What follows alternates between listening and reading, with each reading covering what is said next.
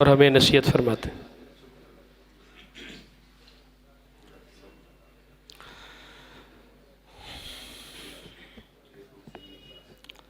الحمد للہ رب العالمین والصلاة والسلام علی سید الانبیاء والمرسلین، اما بعد۔ یہ نشست دو پہلو رکھتی ہے۔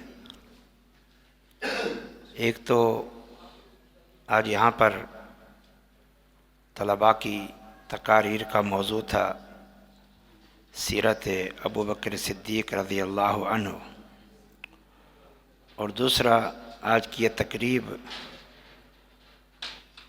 ملاقات ہے اس ادارے کے سابق سینئر مدرس شیخ عبداللہ یوگوی بلتستانی حافظہ اللہ کے ساتھ۔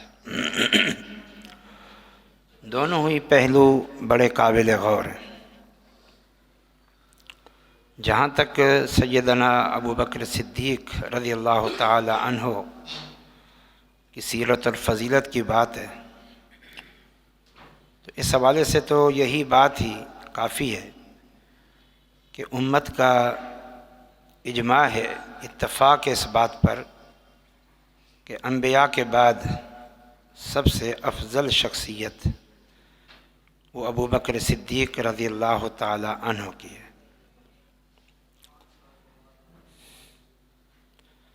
اس کے بعد کوئی بات باقی نہیں رہ جاتی، اور اگر مزید کچھ جاننا اور سننا چاہتے ہیں تو نبی صلی اللہ علیہ وسلم کا یہ فرمان ہی کافی ہے کہ آپ صلی اللہ علیہ وسلم نے فرمایا تھا، ان من امن الناس علی فی صحبتہ و مالہ ابو بکر، کہ لوگوں میں سب سے زیادہ مجھ پر اپنی جان اور مال کو جس نے خرچ کیا ہے، جان اور مال کو قربان کیا ہے، سب سے زیادہ فرمایا وہ ابو بکر ہے رضی اللہ تعالیٰ عنہ۔ اللہ کے رسول صلی اللہ علیہ وسلم پر مال اور جان خرچ کرنے کا معنی دین پر مال اور جان خرچ کرنا۔ اللہ کے رسول اللہ کے رسول ہیں، ان کے تعلق کے سارے پہلو وہ دین کے ساتھ تعلق رکھتے ہیں۔ آپ سے محبت، آپ پر مال خرچ کرنا، آپ پر جان قربان کرنا، آپ صلی اللہ علیہ وسلم کے لیے وقت دینا، یہ سب دین کی بنیاد پر ہے۔ اور نمبر دو، آپ صلی اللہ علیہ وسلم کو وقت دینا، جان اور مال کے ساتھ ساتھ دینا، یہ در حقیقت اس مشن کا ساتھ ہے جس کے لیے اللہ کے رسول صلی اللہ علیہ وسلم دنیا میں تشریف لائے تھے، دین کا مشن۔ تو اس حدیث سے بھی پتہ چلا کہ اس دین کے لیے سب سے زیادہ جان اور مال جس نے خرچ کی ہے، قربانی دی ہے، خدمت کی ہے، وہ ابو بکر صدیق رضی اللہ تعالی عنہ ہے۔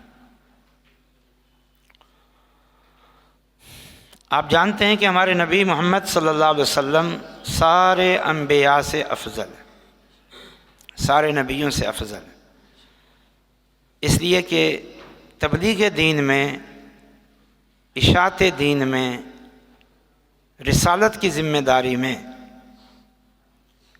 جو قربانیاں، جو محنتیں، جو کوششیں، جو جد و جہد اور جو صبر و استقامت ہمارے پیارے نبی صلی اللہ علیہ وسلم نے پیش کی ہے، وہ سابقہ انبیاء اور رسل کے مقابلے میں سب سے زیادہ ہے۔ اس لیے وہ سارے انبیاء سے افضل ہے۔ اللہ کے ہاں افضلیت کی بنیاد محض کوئی شخصیت نہیں ہے، کوئی ذات نہیں ہے۔ اللہ کے ہاں شخصیت کی بنیاد کیا ہے؟ جو بھی فضیلت کی باتیں، عمل، خدمت دین، جذبہ، قربانیاں، یہ ساری چیزیں محض کسی کی ذات نہیں۔ تو اللہ کے نبی صلی اللہ علیہ وسلم کہ ان خصائص کی وجہ سے وہ اللہ کے سب سے افضل بندے ہیں۔ اور اس حدیث سے معلوم ہوا کہ اس امت میں سے دین کے لیے سب سے زیادہ خدمت وہ ابو بکر صدیق کی ہے، اس لیے وہ اس امت میں سب سے زیادہ افضل ہے۔ ہم یہ سمجھتے ہیں کہ ابو بکر صدیق رضی اللہ تعالیٰ عنہ بڑے خاموش طبیعت تھے، بڑے سیدھے سادھے انسان تھے، نرم گو تھے، درگزر کرنے والے تھے، اور اس کو اس انداز سے پیش کرتے ہیں جیسے کوئی خاص کارنامے انجام نہیں دیے۔ ابو بکر صدیق کی شخصیت کو جاننا چاہتے ہیں تو نبی کریم صلی اللہ علیہ وسلم کی وفات پر جب عمر فاروق رضی اللہ تعالی عنہ جیسا صاحب علم، جن کے علم کی بشارتیں بھی رسول اللہ صلی اللہ علیہ وسلم نے دی ہیں، دین میں مضبوط انسان، اس کی حالت کیا ہو گئی؟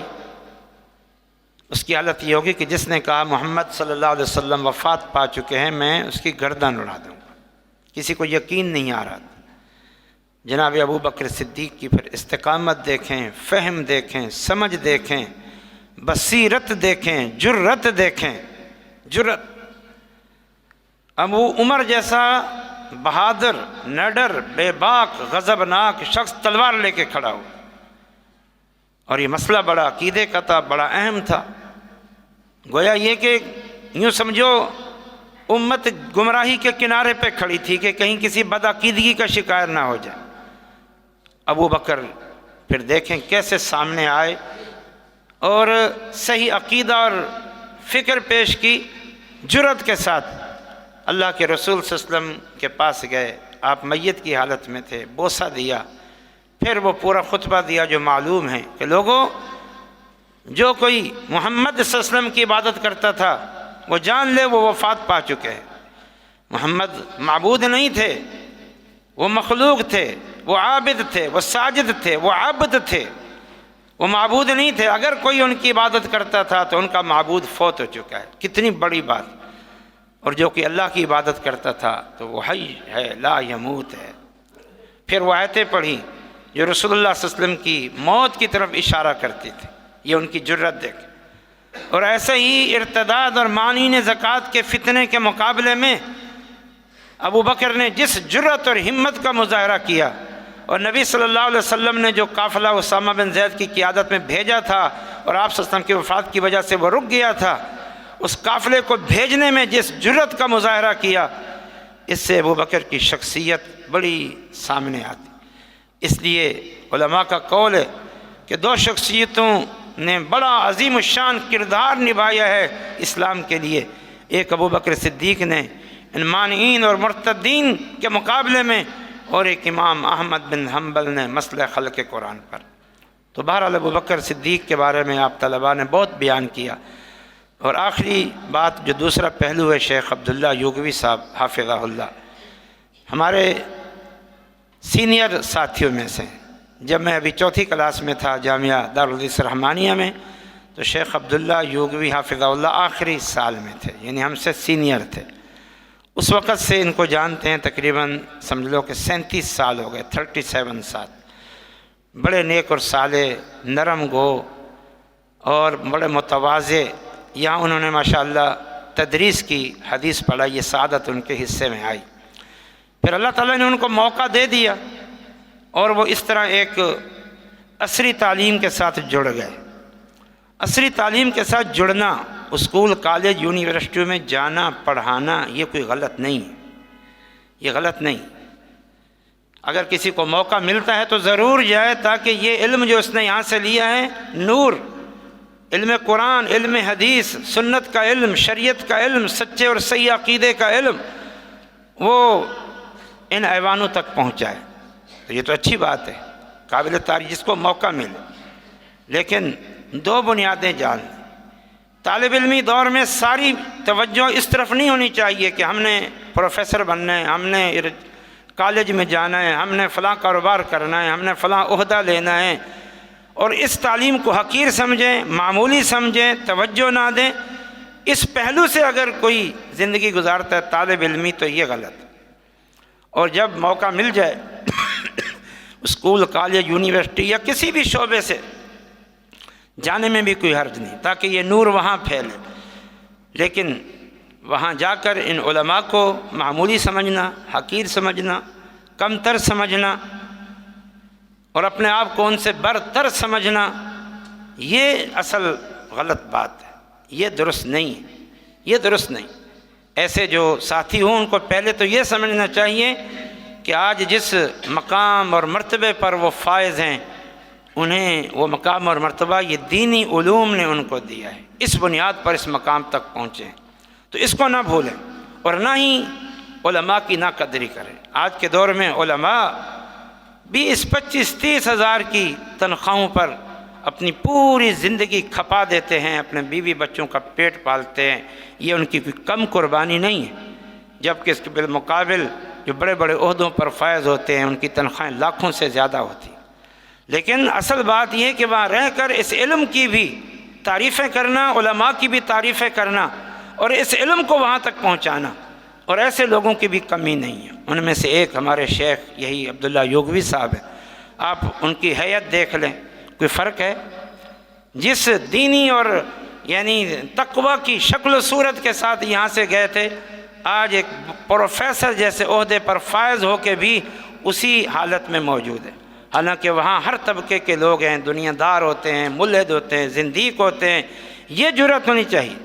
اسی طرح ہمارے شیخ عبدالغفار حازم صاحب کو دیکھ لیں، شیخ عبدالواحد صاحب کو دیکھ لیں، کراچی میں بہت سارے علماء ہیں، شیخ یوسف قصوری صاحب ہیں حافظہ اللہ، شیخ ضیاء الحق بھٹی صاحب ہیں، عبدالحق ندیم صاحب ہیں، شیخ عبدالقیوم جلالانی صاحب ہیں، یہ سب ان اداروں سے ابھی تک وابستہ اور جڑے ہوئے اور خدمت دین میں مصروف عمل ہے۔